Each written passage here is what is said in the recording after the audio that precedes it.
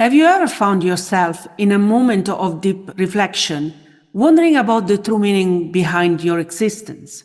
Could understanding your mental health unlock profound insights into the meaning of your life?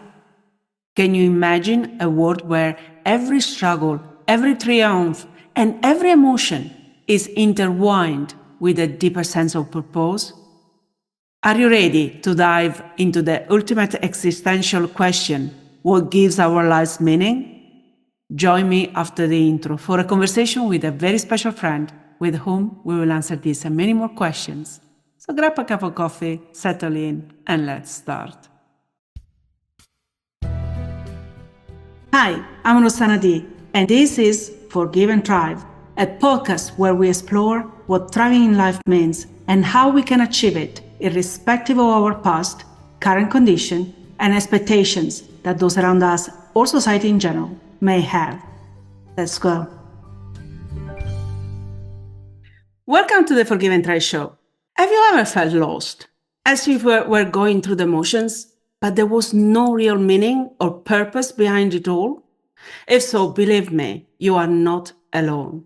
We are often surrounded by so much noise and distraction that many of us really struggle to connect with that sense of purpose, that feeling that our lives truly matter.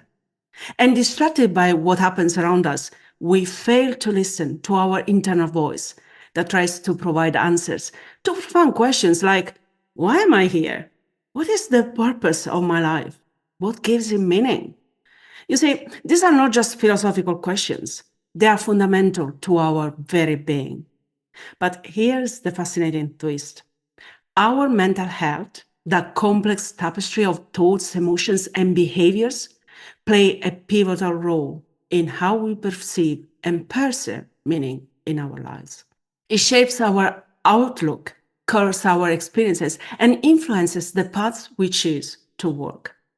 So today we want to understand why a healthy mind is essential for a meaningful life, how mental health struggles can cloud our sense of purpose, and most importantly, provide actionable steps we can all take to improve our mental well-being and start living a more purposeful life.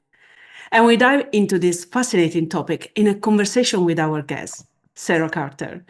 Sarah is a recent social work graduate.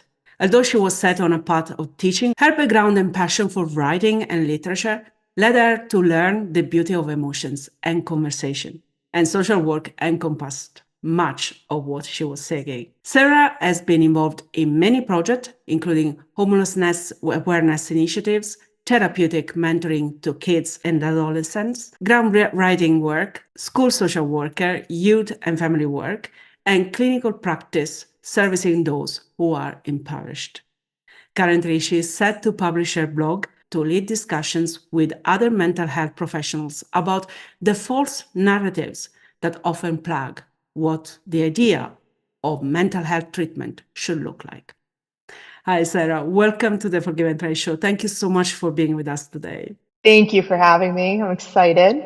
Me too. I always say that I started to think about the meaning of my life and the purpose of my life about 5 years ago when I burned out. So this connection, intersection between mental health and purpose of life is very dear to me. It's very close to my own experience. But before we go there, I would like to start with you because you are extremely young. We were just mentioning that before starting. And Yes. I think it's quite unusual for someone so young to already start asking those questions. You know, we probably start thinking about the purpose of our life when we are around 50.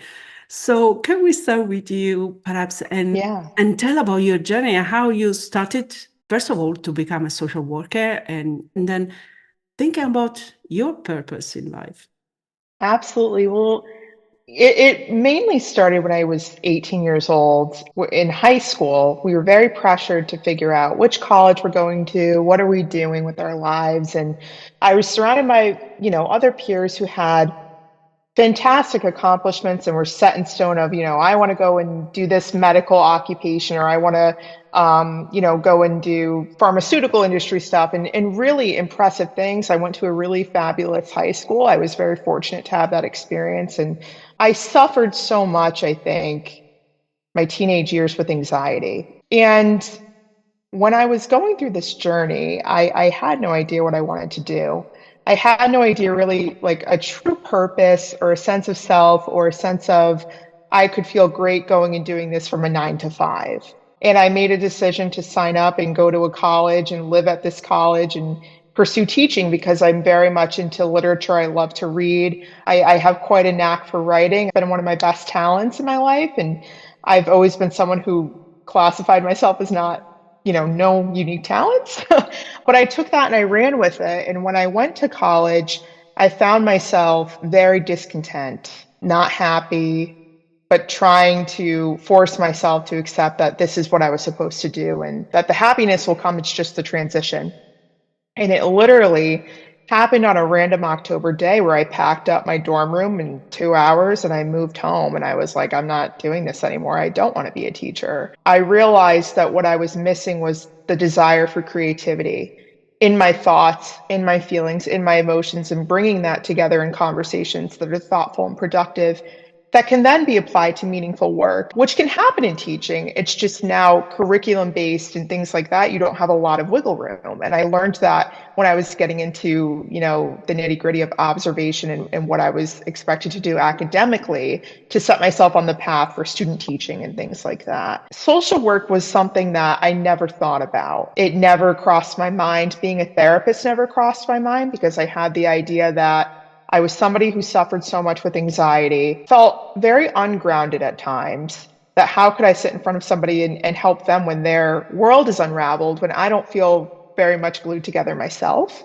Social work was interesting for me because as a teenager, I was doing all of the social work things. Very involved in my high school. I created a committee with the initiative of just raising money for homelessness awareness. It was an initiative. And we were able to donate money to different organizations within our city, which was a beautiful thing. I was involved in the school systems from the age of 16, doing therapeutic mentoring to kids who had some behavioral struggles. And I really just delved deep and was like really into that. I loved the connection piece. I loved people, and I still do. I love meaningful conversations and seeing different talents that people have and attributes. And I think it's so cool. And it was, on a day where my mom had said to me, well, what about social work?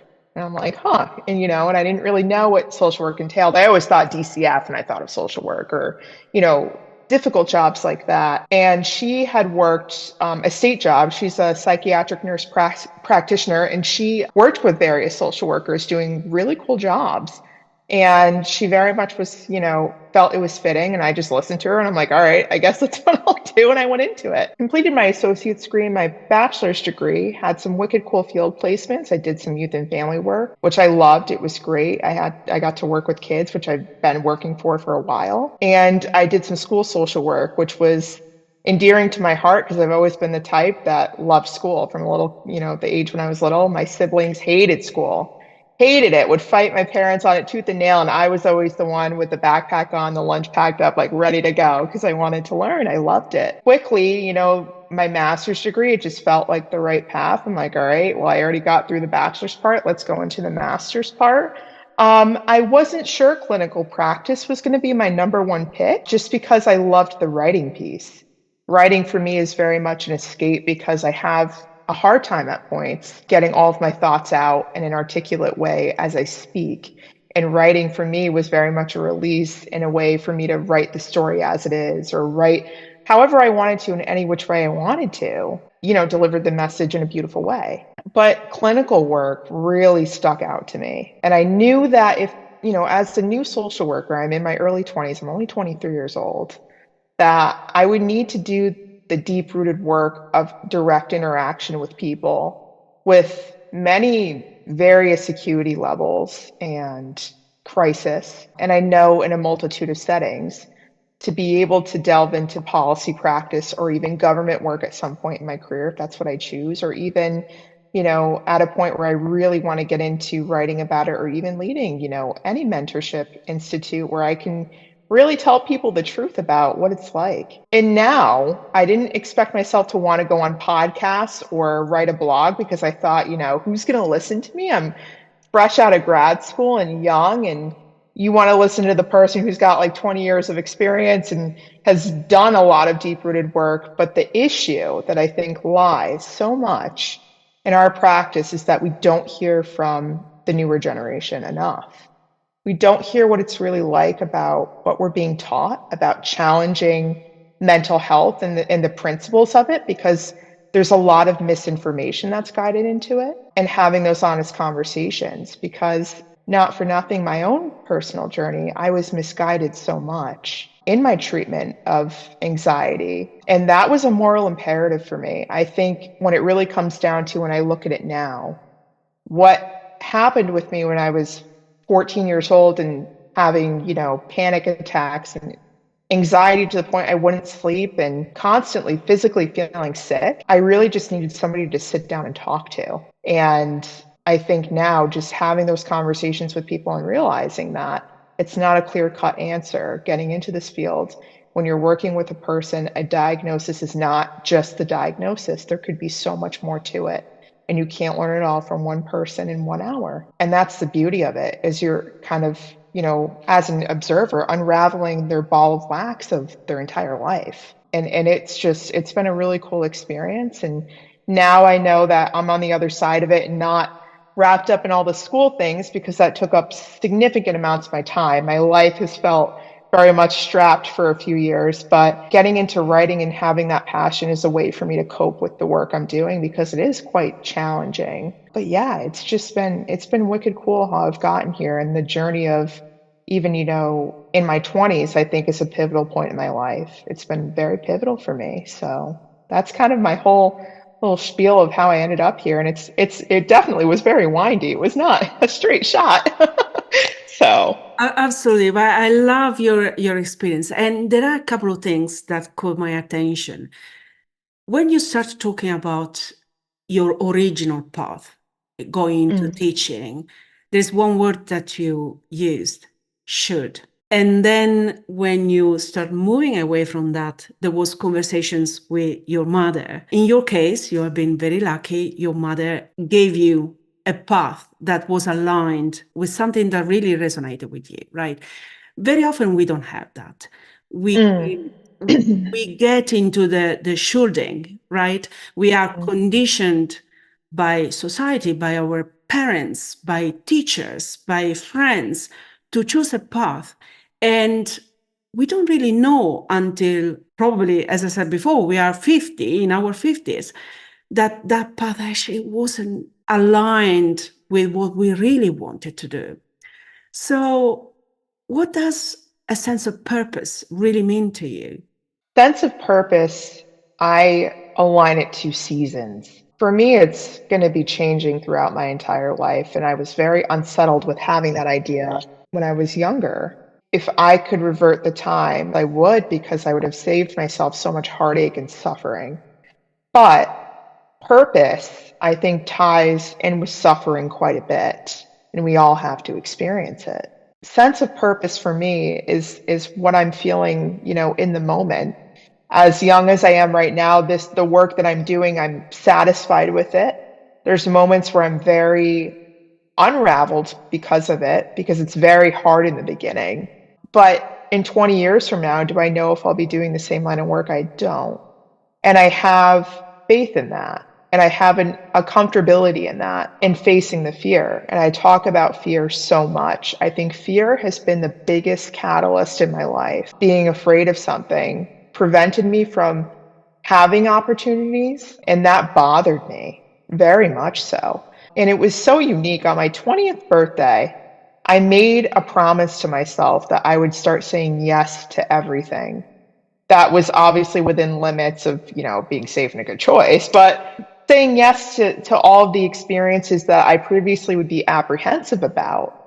And it's led me to have quite cool realizations, even if I didn't love the experiences. And they're so minuscule in the grand scheme of things. Like, I'm kind of a bit of a picky eater, so I don't like certain foods, but it's like, you know what? Yeah, I'll try that and I'll see what that's like. Or even heights. Heights were a thing for me for a while, and now I'm riding big roller coasters and, standing on glass floors and tall buildings and doing crazy things like that. And it's set a sense of purpose for me that, life can be very limitless. And that's the meaning of it. I think for me is having a life that's limitless, that I know that a set decision isn't one that's going to stick with me forever. Because if I'm being honest now, as a new grad, fresh into a job that I previously interned at, doing direct clinical work in an impoverished community, I love it. It's going to be a great wealth of knowledge, but I know that it's time limited because there comes a point in anything where the door shuts. The door shuts and it's time for something else to happen. And it's I attribute it to seasons when I picture it. And I think that's the beautiful thing. But for people, the struggle with that is very much, it's there. And I see it constantly in clinical work. People cannot contend with change. And I can't even say that I can contend with it because I still find myself so uncomfortable and unraveled. But change is very uncomfortable for folks. And I think if we were, ingrained maybe as children or had opportunities to understand that way younger, we would approach it differently. I don't know, but change is very hard. But sense of purpose for me, it's just having the opportunity to say yes to anything, personally and professionally. Yeah, you stressed a very important point here, and that the sense of purpose is not a one single thing that we find once and then we have to stick with that for the rest of our lives. And I think for a lot of people, that is, as you said, is really a struggling element. So thank you very much for stressing that out. You mentioned also fear, and a lot of the fear has to do with mindset, but can taken perhaps to an extreme, can also affect our mental well-being. So with that in mind, can we give some key elements that connect well-being, our mental well-being, with the ability to find purpose and meaning when we are where we are in life? Absolutely. And I think a common denominator that ties into that, and I use words a lot, but it's honesty. I think if we're surrounded by even one person who's really honest in what it's like to, have a fear and be like, yes, you're going to have to face this. And yes, there's points where you're going to have to sit in the suck of it all, where it's really going to just not be enjoyable or pleasant. But you don't know what the turnout is going to be, whether it's good or bad, but you still had that experience, would be so much different. And I'll tell you, mental well-being and purpose of life, mine was clouded. And I think clouded up until very recently when I was 14, and I'm very open in talking about this. I had, many fears, and I felt that the common denominator in how to fix it was to get on medication, that it would fix everything and I'd be solved if I had an anxiety med or something to help me with, my sleep at night, because I've never been the best sleeper and I find myself, very much not having great sleep. And I think it's just my mind, it's always going. And that was hard for me. And the biggest thing in my life when I think of mental health and well-being and our purpose of life is people taking the time to have that conversation, to really get to know somebody. You can't understand somebody to the full extent. I'll tell you, even the people closest in my life, they can't understand me to the fullest and I can't understand them to the fullest, because you are who you are, and you can't, even if you express it, the other person's not going to feel the true depth of what you're feeling. But when I was 16, I walked into a psychiatrist's office for the first time, and the appointment was 8 minutes, and I never forgot that. And he didn't look at me once. And I was like, huh, that's kind of, strange, but, it's a psychiatrist. I'm supposed to trust what they're thinking. And I'm having this issue of, I'm so anxious that I'm driving to the school parking lot, parking my car, and then watching people walk in, and then I'm not going in, and I'm just turning around and going home. So I wasn't going to school because I couldn't contend with the change in my life that was happening of soon I'm going to have to transition into adulthood. That was very hard for me. And when I was in his office, he asked me just symptoms of what I was experiencing, lack of sleep, frequent nausea, episodes where when crying, constantly tense, hands are cold shaking, and that was me to a T.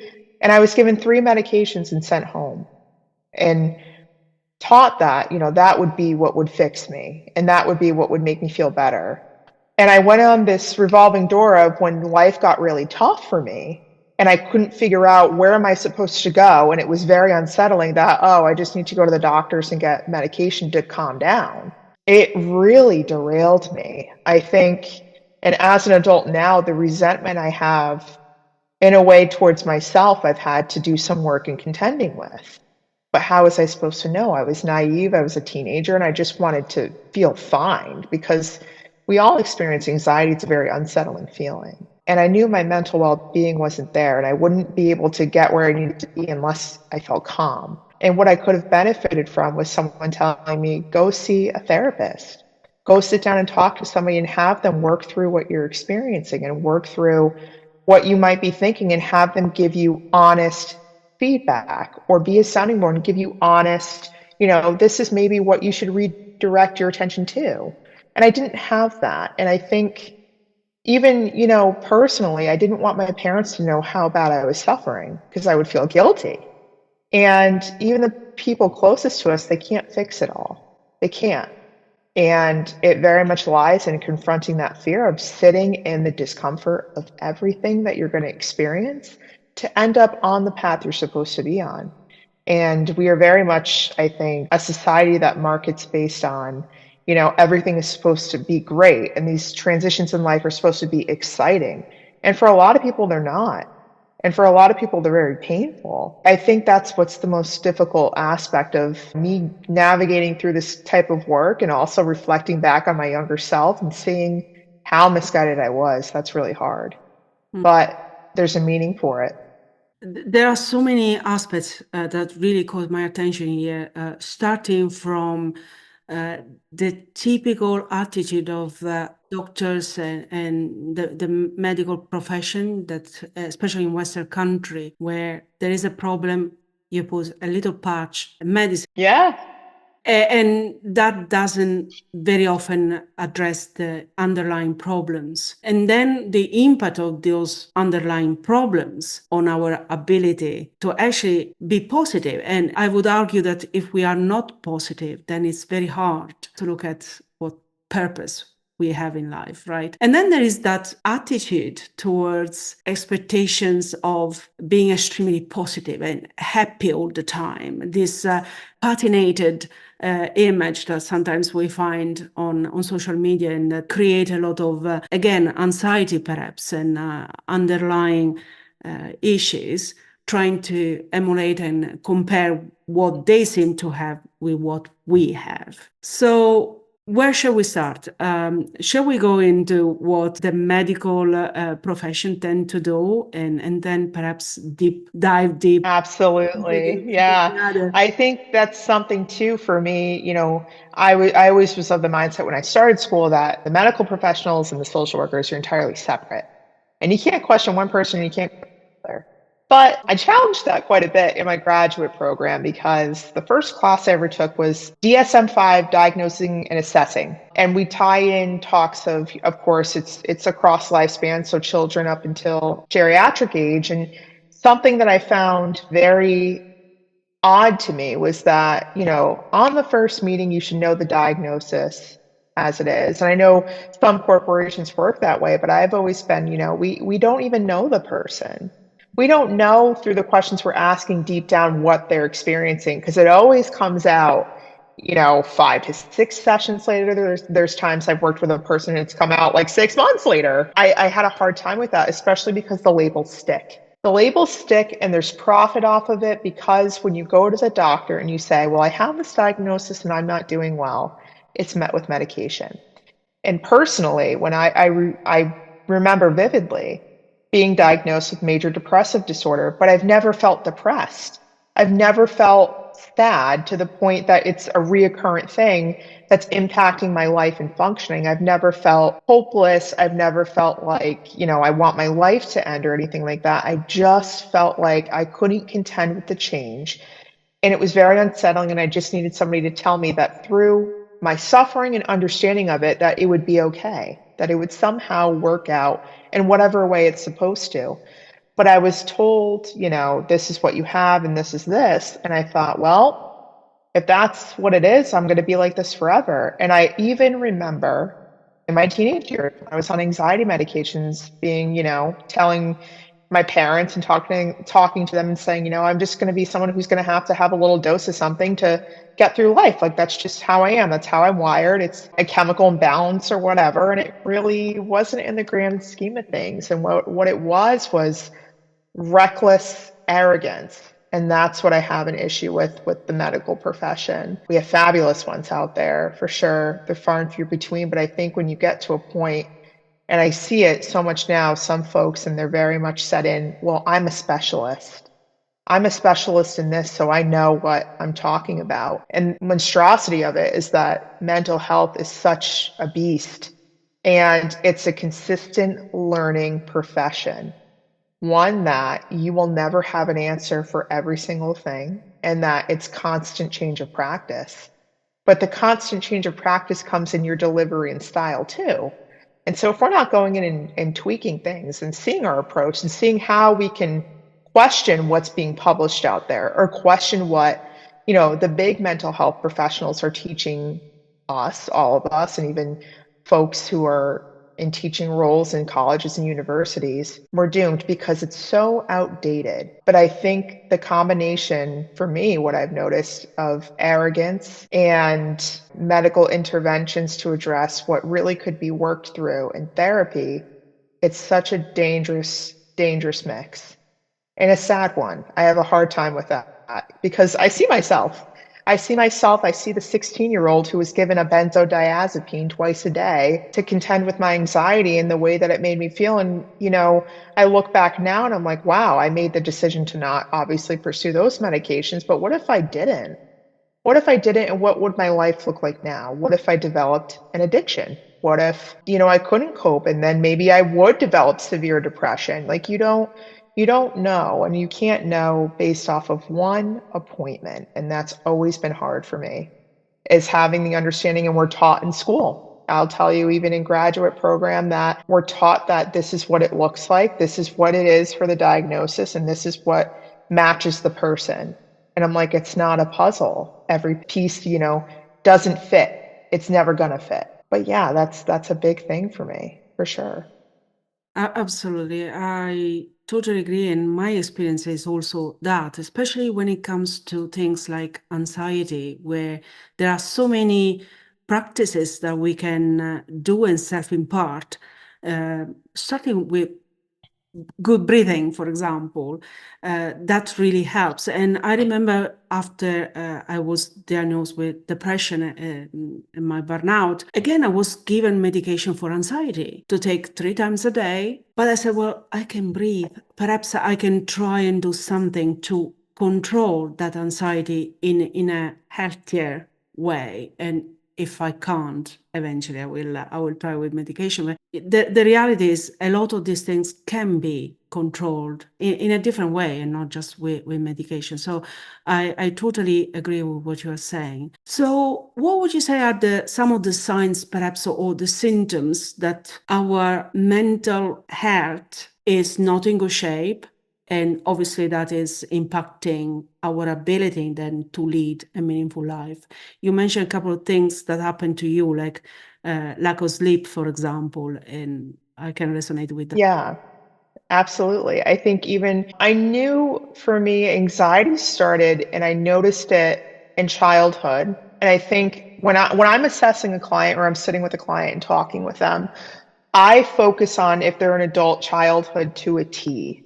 And I think we missed that. I think behaviors that occur in childhood, what they remember about specific physical symptoms, because that is the thing people can remember. I remember this vividly, and I remember how I felt like this as a kid, or when I was a kid, I would bite my nails all the time, or clients too who have had depressive episodes in adolescence and teenage years. And that's important, and we don't bridge that gap. And that tells us so much because it's foundational years of development. It's prime developmental years. And I work mainly with kids now. That's definitely my forte. I love working with the kids. They're magical in so many ways, but you really assess the behavior component, and that's huge. For adults who are sitting, if they're sitting in a chair and we're talking about mental health and symptoms, because that's a big one.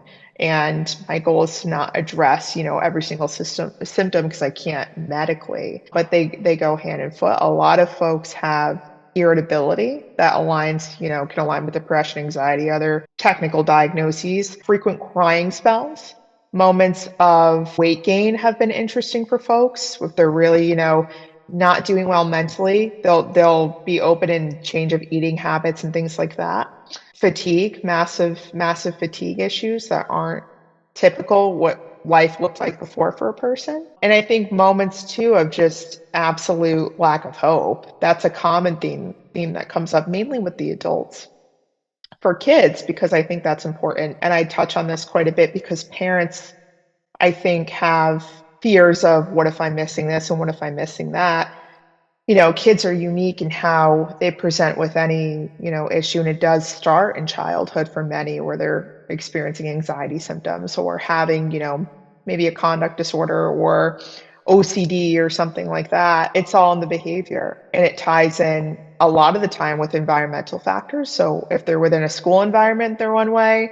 And when they go home, it's completely different. But it's typical symptoms, but it varies from person to person. I did research my senior year, and I talked about do kids find a meaning of life, and do they have resiliency, and is that a personality trait that makes them determine I want to do this or I want to do that? And it's wicked cool to see. I think the dynamic on how a child presents compared to how an adult comes in my office and presents 9 times out of 10 entirely different in what they say. And their outlook on life is 9 times out of 10 entirely different. And I've always found that fascinating. I've always found it fascinating. And I've always wondered, well, where does the gap hit where people lose that hope and they lose the optimism and not the resiliency per se, but the optimism of, I'm going to do this. It's quite perplexing. You mentioned the word hope. That is a crucial word because many people that decide to end their lives, they do it because there is one thing missing, and that is hope. They feel completely hopeless. What would you say could be a first realization, perhaps, that hope in adulthood is disappearing fast? And how can we create that? Because when that hope is lost, and I got at a time, I had 72 hours. I always call that the 72 hours where I was the most courageous in my entire life when I was suicidal. And it was tough. I was completely hopeless. And the courage was not to go into that direction and to resist and stay where I was despite not seeing any hope. So what would you say? How can we find hope, I suppose, when it It's doesn't look? such a, yeah, it's a loaded question. And I think it comes down to a lot of who we are, of resiliency and understanding the autonomy that somebody can have, even with limited resources, to persevere. And I think the lack of hope is such a valid point. I think now more than ever, economically, in the United States, we're in some rough times and people are really holding on by a thread for any sense of hope. It's impossible to survive. And living with stress like that day to day makes you think like, well, when is this going to end? And we have some control over our hope. The biggest thing is understanding our honesty and expression of having someone or something, and if it's not a person, even ourselves, to say, this really sucks right now, and it's probably going to suck tomorrow.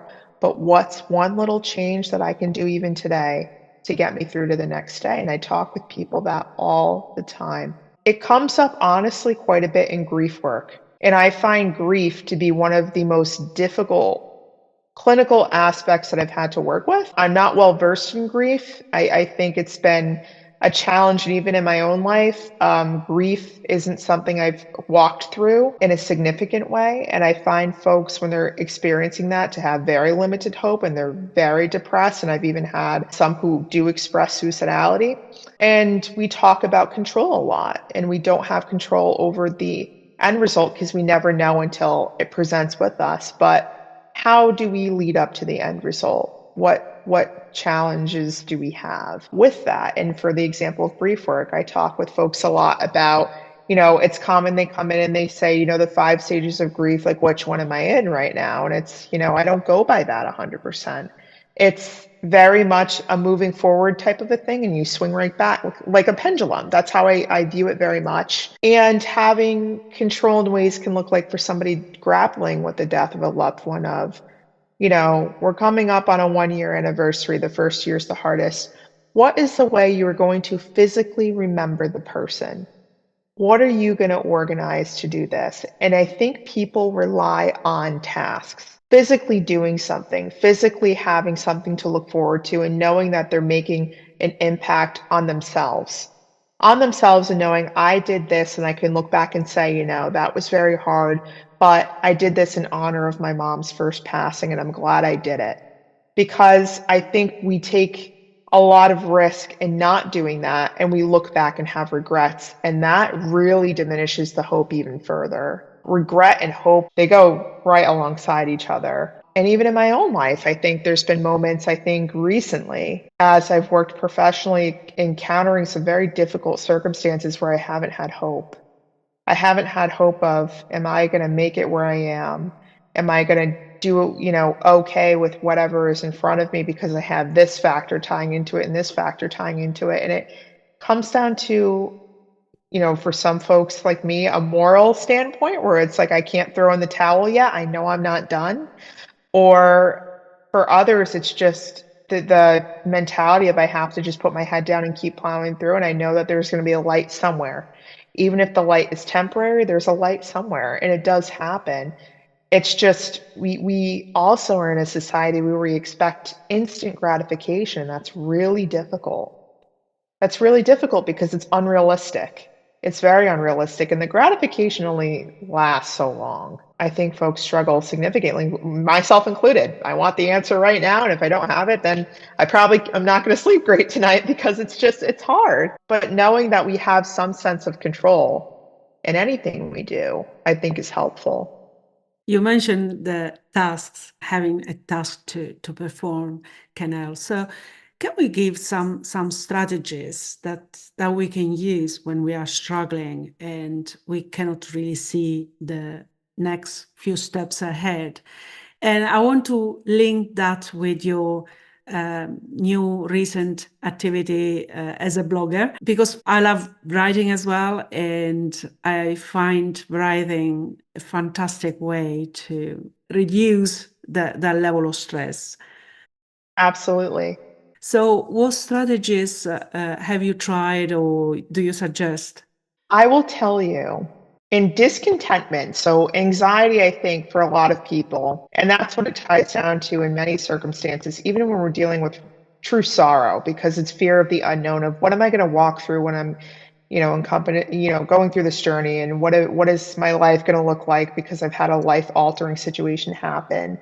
And it's having the difficult conversations with others and having a difficult time of reflection for yourself. Recently I've gone through situations where I'm someone who very much would just keep quiet and keep pushing along and just deal with the discomfort because I have a job to get done or I have something else to do. And I very much have stepped myself outside of a zone of being very uncomfortable in speaking how I feel about something and articulate my own autonomy, that we all are going to take up space in some way in this world. We all are.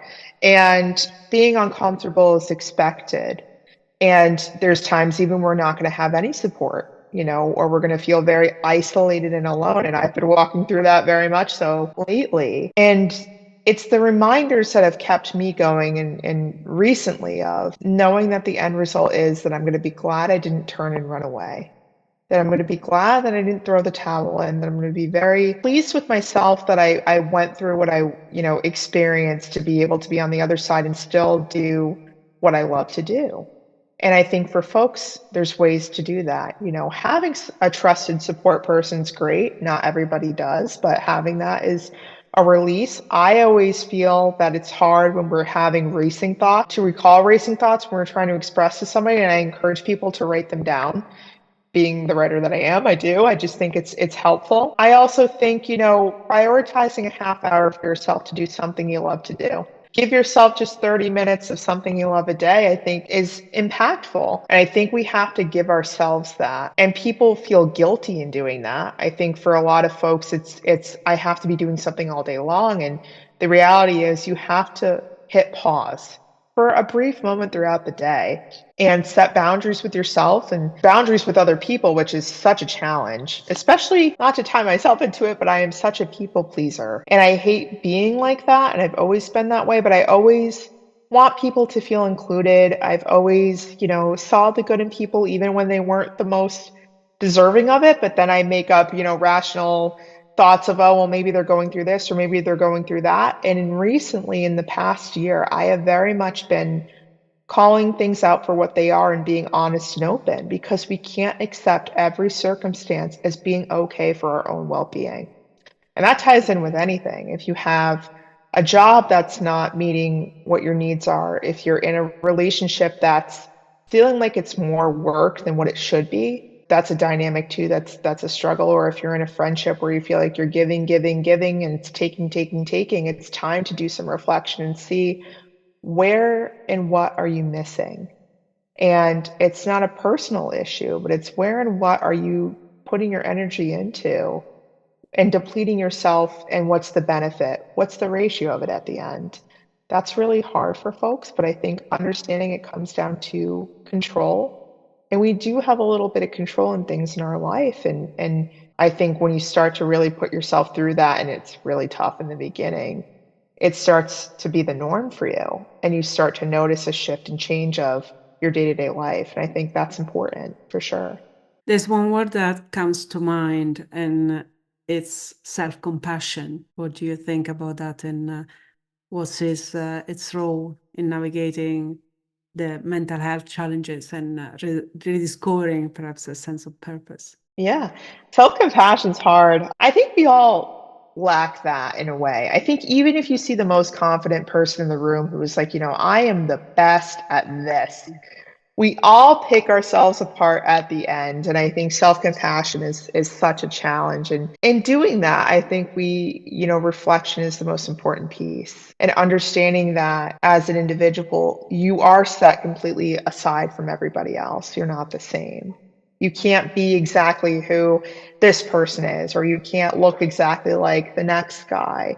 And we have to have contentment in knowing that the individuality is a beautiful part of our lives, and it's what makes us us, and it's what makes us super unique. And I think that's wicked important.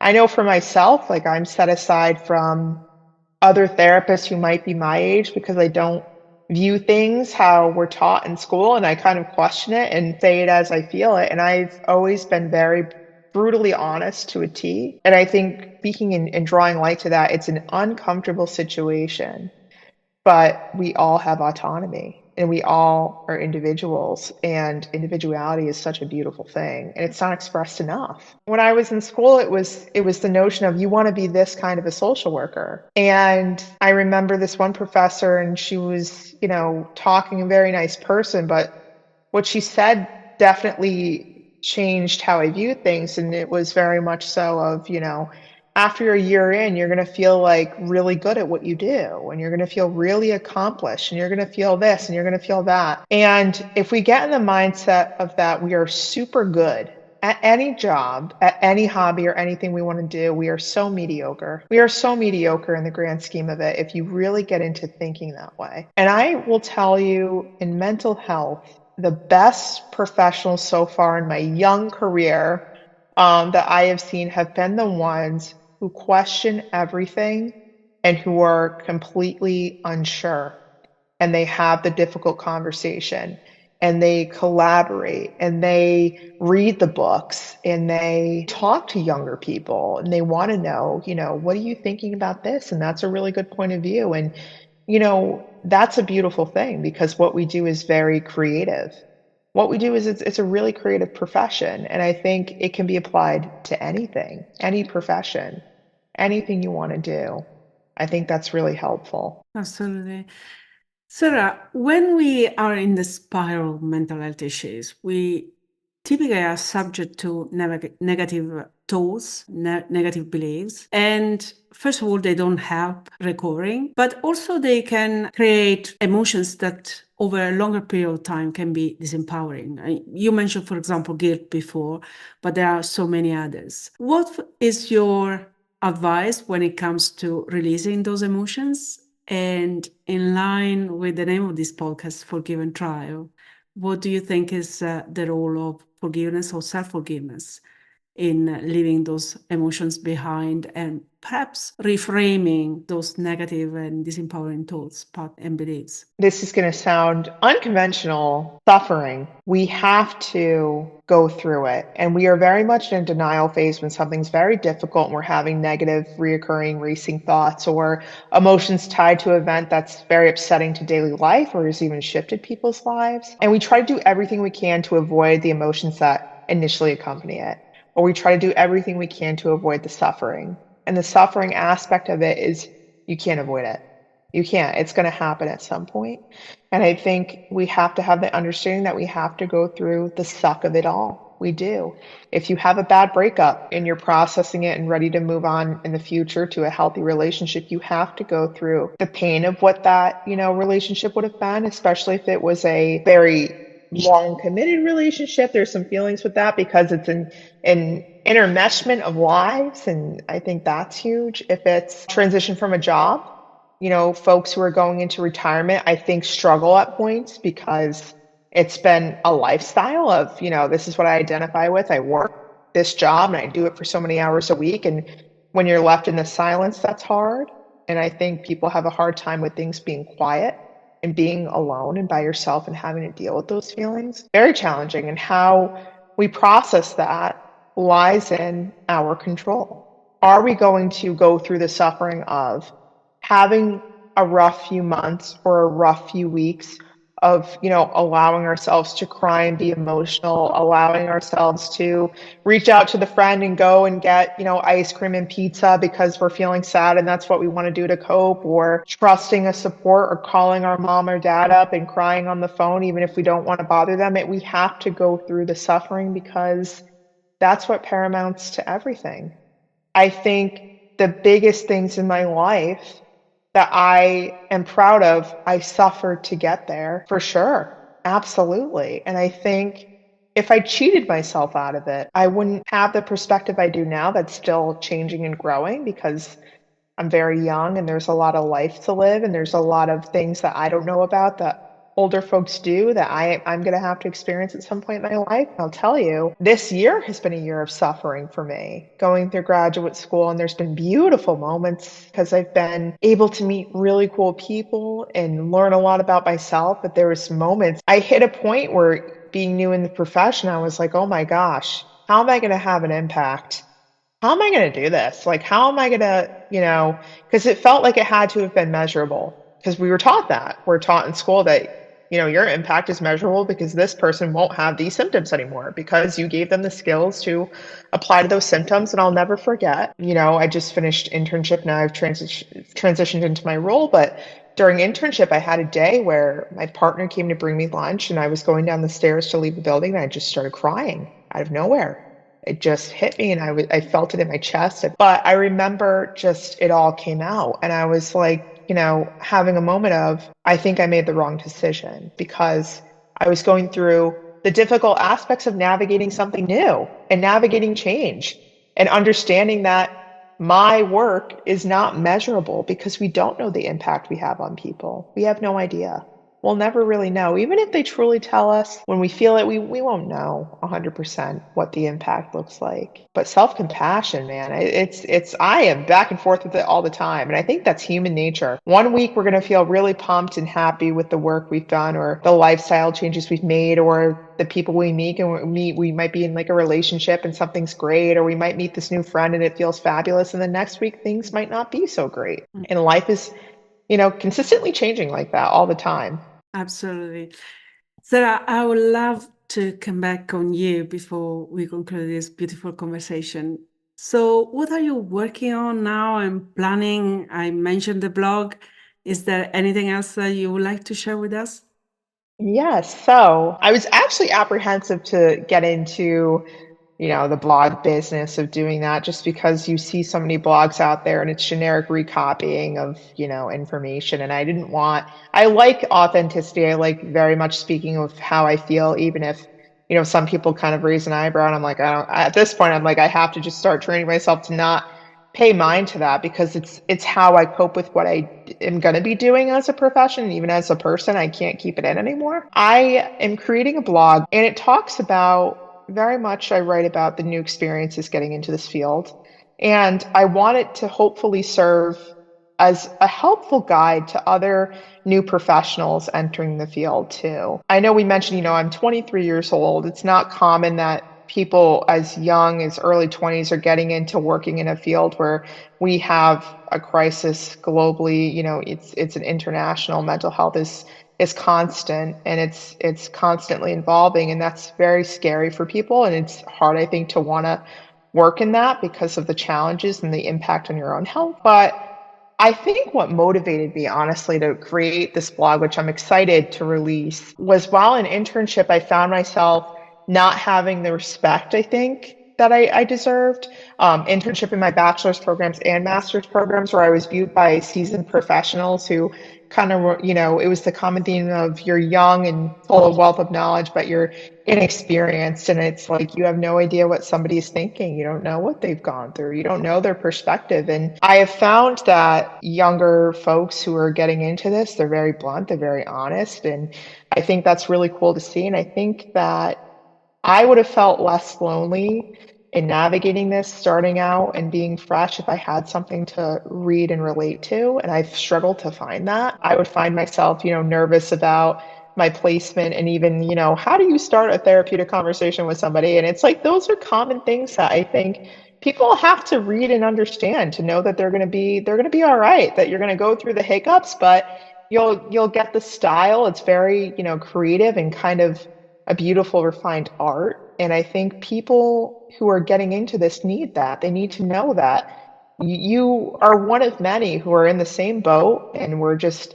little fish in the big pond, and it's gonna mesh out to be okay. It's gonna. But I write about the brutal honesty of what we are misguided with in mental health and what narratives we need to challenge, and professionals, we need to ask questions of, if you feel so strongly about this, how have you considered that? Because nobody is above being questioned. Nobody is above being challenged intellectually to maybe look at something differently. And I think we all need to accept the challenge.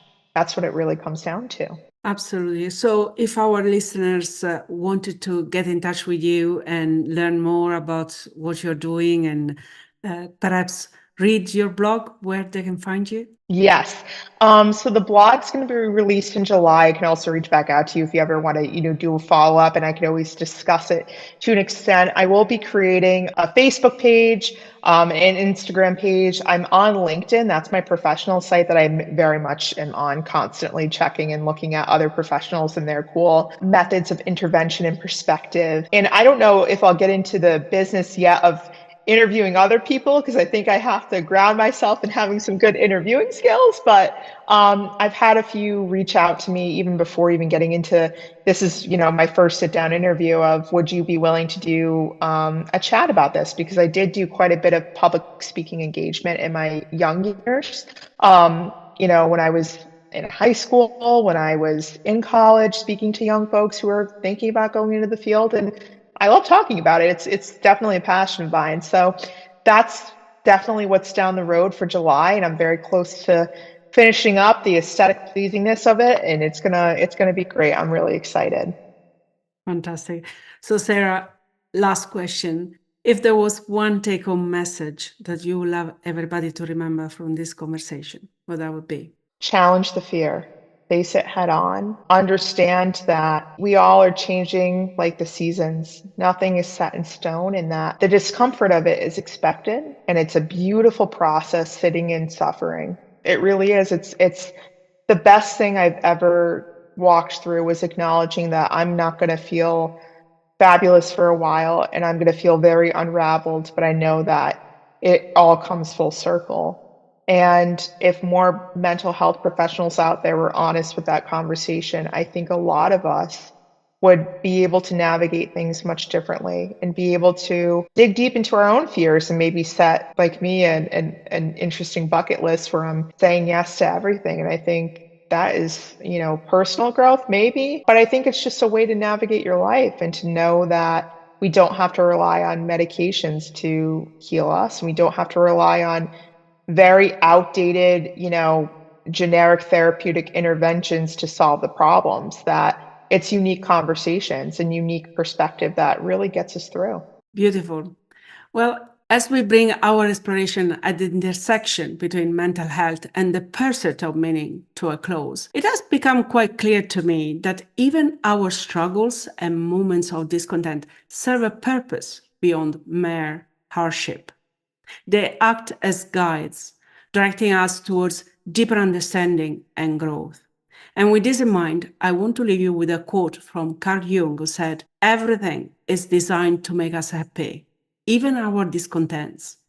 They are there to make us aware of the direction in which we should move." Sarah, thank you very much for accepting our invitation, for sharing so much about what you do, about your life and your profession. And I'm really, really excited that someone as young as you are already asked all those questions. Thank you. Thank you. It's been an honor. Thank you very much. We would love to know what you think about this topic. What's your purpose? Do you already have one? If so, get in touch and let us know. But if you feel your mental well-being is shaking and making it hard or harder to find your way, I'm sure you will find this episode very inspiring. And if you need extra help, please do check Sarah's work and follow her on social media. You will find all the links in the description of today's episode. Hopefully not, but if you've been affected in any way by the topic we discussed today, as always, I invite you to seek professional help. Join me next time when we will continue exploring inspiring and challenging situations. Because remember, we are together in this journey. Thanks for watching. If you enjoy this content, subscribe to our channel. And don't forget to hit the notification bell and like this video. See you on the next one.